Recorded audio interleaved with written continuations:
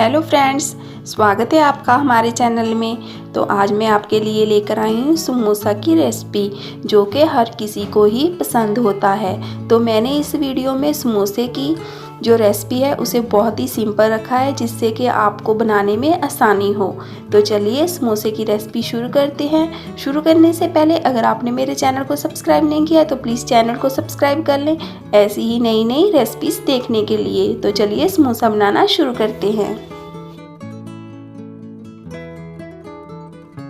सबसे पहले हम यहाँ पर जो समोसे की स्टफिंग बनाएंगे। स्टफिंग बनाने के लिए मैंने कढ़ाई में 3 टेबलस्पून ऑयल लिया है। आपको ज़्यादा ऑयल नहीं लेना है, नहीं तो जो स्टफिंग है वो ऑयली हो जाएगी। तो मैंने इसमें हाफ टी स्पून हींग डाली है। अब मैंने यहाँ पर 2 टेबलस्पून धनिया लिया था, साबुत धनिया, जिसे मैंने क्रश कर वो भी इसमें डाल दिया है। तो इसको हल्का सा गोल्डन कर लेंगे। अब मैंने इसमें 1 टीस्पून धनिया पाउडर डाला है और हाफ टी स्पून जीरा पाउडर। अब मैंने इसमें हाफ टी स्पून आमचूर पाउडर डाला है। हमें समोसे में ज़्यादा खटास पसंद नहीं है, तो इसीलिए मैंने यहाँ पर हाफ टी स्पून आमचूर पाउडर का इस्तेमाल किया है। उसी के साथ ही मैंने यहाँ पर टेस्ट के लिए हाफ टी स्पून कसूरी मेथी डाली है। अब मैंने यहाँ पर 2 बारीक कटी हुई हरी मिर्च भी डाल दी है। अब हम इन सभी मसालों को अच्छे से मिक्स कर देंगे। अब मैंने यहाँ पर कलर के लिए हाफ टी स्पून हल्दी पाउडर डाला है। अब मैंने यहाँ पर 1.5 टीस्पून नमक डाला है स्वाद के अनुसार। तो अब इन सभी मसालों को अच्छे से पका लेंगे। मैंने यहाँ पर मसालों को 1 से 2 मिनट के लिए अच्छे से पका लिया है। तो अब हम इसमें बॉईल किए हुए आलू जो हैं वो मिक्स कर देंगे, इस तरह से हल्के से क्रश कर। आप ध्यान रखिएगा कि हमें आलू को पूरी तरह से मैश नहीं करना है, क्योंकि हमें आलू का समोसा बनाना है, क्योंकि पराठा नहीं बनाना है। तो इसलिए जो आलू है उन्हें हमें हल्का सा ही क्रश करना है। तो मैंने यहाँ पर 5 बॉईल किए हुए आलू लिए थे। अब हम यहाँ पर आलू को अच्छे से मिक्स कर लेंगे, और जो आलू के थोड़े ज़्यादा बड़े पीसीज हैं उन्हें स्पैचुला से हल्का सा इस तरह से कट कर लेंगे, ताकि जब हम स्टफिंग करें तो हमें कोई प्रॉब्लम ना आए। तो अब हम आलूओं को 2 से 3 मिनट तक मसाले में ही पकाएंगे। अब मैंने यहाँ पर आलूओं को 3 मिनट तक मसाले में पका लिया है। तो अब मैंने यहाँ पर 1 कटोरी पनीर डाला है। पनीर के मैंने यहाँ पर छोटे छोटे पीसेस ही किए हैं, जैसा कि मैंने आपसे पहले ही कहा कि स्टफिंग करते समय ताकि कोई प्रॉब्लम ना आए। अब हम इसे भी अच्छे से मिक्स कर लेंगे। अगर आप स्टफिंग में मटर डालना चाहते हैं तो यहाँ पर आप मटर भी डाल सकते हैं। तो मैंने यहाँ पर मटर नहीं डाले हैं, सिर्फ पनीर ही डाला है। तो पनीर डालने के बाद आपको आलू को पकाना नहीं है, यहाँ पर आपको गैस बंद कर देना है। तो ये हमारी समोसे की स्टफिंग तैयार है। तो इसे ठंडा होने के लिए एक साइड पर रख देते हैं। तब तक हम समोसा बनाने के लिए मैदे का डो तैयार कर लेते हैं। डो बनाने के लिए मैंने यहाँ पर 1.5 कप मैदा लिया है। मैदे को मैंने छान लिया था। तो अब मैंने यहाँ पर हाफ टी स्पून अजवाइन लिया है, जिसे मैंने क्रश कर दिया, और इसे भी हम इसमें डाल देते हैं। 1 टीस्पून मैंने यहाँ पर नमक लिया है। अब इन सबको अच्छे से मिक्स कर लेते हैं। अब मैंने यहाँ पर 2 टेबलस्पून घी लिया है। अगर आप समोसा खस्ता बनाना चाहते हैं तो आप इसमें सिर्फ घी का ही इस्तेमाल करें। अगर आप समोसे को क्रिस्पी बनाना चाहते हैं तो आप इसमें ऑयल का इस्तेमाल करें। तो अब हम इसे अच्छे से मिक्स करेंगे पहले। अब हम इस तरह से दोनों हाथों में मैदे को लेंगे, ताकि जो घी डाला है हमने वो अच्छे से मिक्स हो जाए। इस तरह से दोनों हाथों से मसलेंगे। तो आप देख सकते हैं कि हमने पूरी तरह से घी को अच्छे से मैदे में मिक्स कर लिया है। तो ये इस तरह का होना चाहिए। अब हम इसमें पानी ऐड करेंगे। आप ध्यान रखिएगा कि हमें जो डो है वो हार्ड ही चाहिए, डो को सॉफ्ट नहीं करना है। कहने का मतलब ये है कि जो मैदा है वो लचकीला नहीं होना चाहिए। तो इसलिए आप पहले हल्का हल्का सा ही पानी डालें और उसे अच्छे से मिक्स करें, तो डो तैयार करें। आप ध्यान रखिए कि हमें मैदे को ज़्यादा गूंदना भी नहीं है। तो इस तरह से मसलते हुए मैदे का डो हम तैयार कर लेंगे।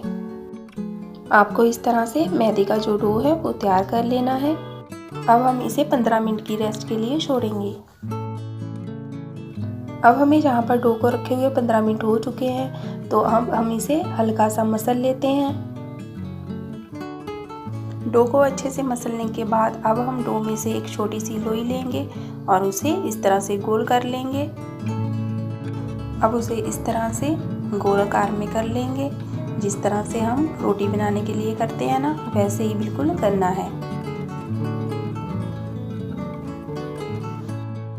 लोई को हम इस तरह से कर लेंगे। अब बाकी जो डो बचा है उसमें से भी हम इसी तरह थोड़ा सा मैदा और लेंगे डो, और उसकी इस तरह से लोई बना लेंगे। अब हम बाकी जो लोइयां हैं वो भी इसी तरह से बना लेंगे। अब हम इस तरह से इसे चकले पर रखेंगे और इसे बेल लेंगे। अब हम इसे रोटी की तरह बेलेंगे। हमें इसे बिल्कुल पतला बेलना है, और आपको यहाँ पर ध्यान रखना है कि इसे बेलते समय हमें इसके ऊपर ना तो ऑयल का इस्तेमाल करना है और ना ही सूखे आटे का। इसे इसी तरह से ही बेलना है। ये बहुत ही जल्दी और आसानी से इस तरह से बेली जाएगी। हमें इसे रोटी की तरह ही बनाना है। अब मैंने इसे रोटी की तरह बेल लिया है। अब हम इसे 2 हिस्सों में बांटेंगे। बीच में से इस तरह से चाकू से काट लेंगे। अब हम इसे एक हिस्से को उठाएंगे। अब मैं आपको बताऊंगी कि हमें समोसा किस तरह बनाना है। अब हम इस तरह से एक हिस्से को उठाएंगे और फोल्ड करेंगे जहाँ से हमने कट किया है, और इसके ऊपर पानी लगाएंगे और दूसरे हिस्से को उठाकर इसके ऊपर इस तरह से चिपका देंगे।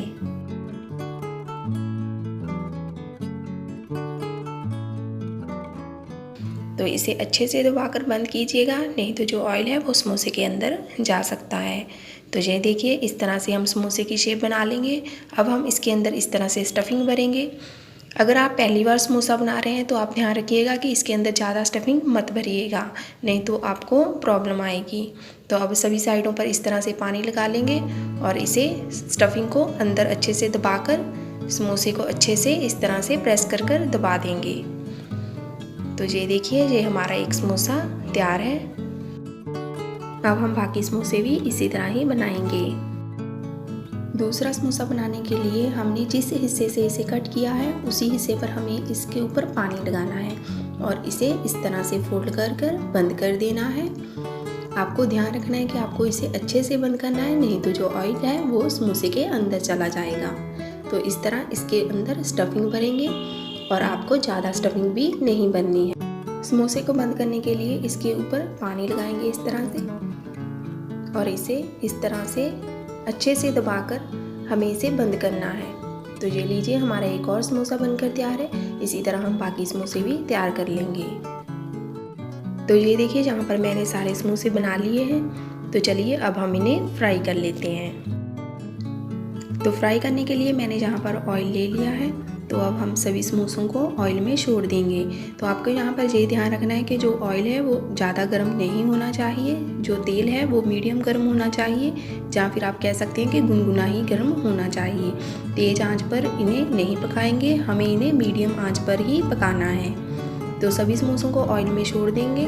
तो आपको यहाँ पर तेल भी इतना लेना है कि जो समोसे हैं वो अच्छे से तेल में डूब सकें, तभी ये इक्वल ही पकेंगे। तो सभी समोसों को तेल में छोड़ दिया है। तो अब हम इन्हें मीडियम फ्लेम पर गोल्डन ब्राउन होने तक पकाएंगे। तो इन्हें पकाने में कम से कम 10 से 12 मिनट लगेंगे। अब मुझे यहाँ पर समोसों को फ्राई करते हुए 5 मिनट हो चुके हैं। तो अब हम इन्हें पलट देते हैं ताकि ये दूसरी साइड से भी अच्छे से गोल्डन हो सकें। तो आप इन्हें बीच बीच में इस तरह से पलटते रहें ताकि ये दोनों साइडों से अच्छे से गोल्डन हो सकें। तो अब मैंने यहाँ पर समोसों को 10 से 12 मिनट तक पका लिया है। तो ये अच्छे से गोल्डन हो चुके हैं। आपको वीडियो में अच्छे से नज़र नहीं आ रहा है, मगर ये अच्छे से गोल्डन हो चुके हैं। अब गोल्डन हो चुके हैं तो अब मैंने इन्हें निकाल लिया है। तो और जो बाकी समोसे बचे हैं उन्हें भी हम इसी तरह से फ्राई कर लेंगे। तो अब आप देख सकते हैं कि जो गोल्डन हो चुके हैं। अब हम जो बाकी समोसे बचे हैं उन्हें भी इस तरह निकाल लेते हैं। तो ये देखिए, ये हमारे समोसे बनकर तैयार हैं और जो बाकी बचे उन्हें भी इसी तरह फ्राई करेंगे। अब यहाँ पर जो बाकी समोसे बचे थे उन्हें भी मैंने इसी तरह तेल में छोड़ दिया है। अब हम इन्हें भी गोल्डन होने तक फ्राई करेंगे। तो आपको यहाँ पर ध्यान रखना है कि दूसरी बार जब आप समोसे तेल में छोड़ें तो तेल का जो टेम्परेचर है वो मीडियम ही होना चाहिए, ज़्यादा टेम्परेचर पर समोसों को नहीं छोड़ेंगे। अब दूसरी बार जो मैंने समोसे छोड़े थे वो भी अच्छे से गोल्डन हो चुके हैं। तो अब हम इन्हें भी निकाल लेते हैं। तो ये देखिए, मैंने यहाँ पर समोसे निकाल लिए हैं। तो हमारे समोसे बनकर तैयार हैं। तो चलिए प्लेटिंग कर लेते हैं। तो ये देखिए यहाँ पर हमारे समोसे कितने अच्छे बने हैं और ये बहुत ही ज़्यादा खस्ता भी बने हैं और खाने में बहुत ज़्यादा टेस्टी। तो अगर आपको मेरी ये वीडियो अच्छी लगी है तो प्लीज़ वीडियो को लाइक करें और चैनल को भी प्लीज़ सब्सक्राइब कर लें, क्योंकि चैनल को ग्रो करने में मुझे आपकी हेल्प की बहुत ज़्यादा ज़रूरत है। तो थैंक्स फॉर वॉचिंग।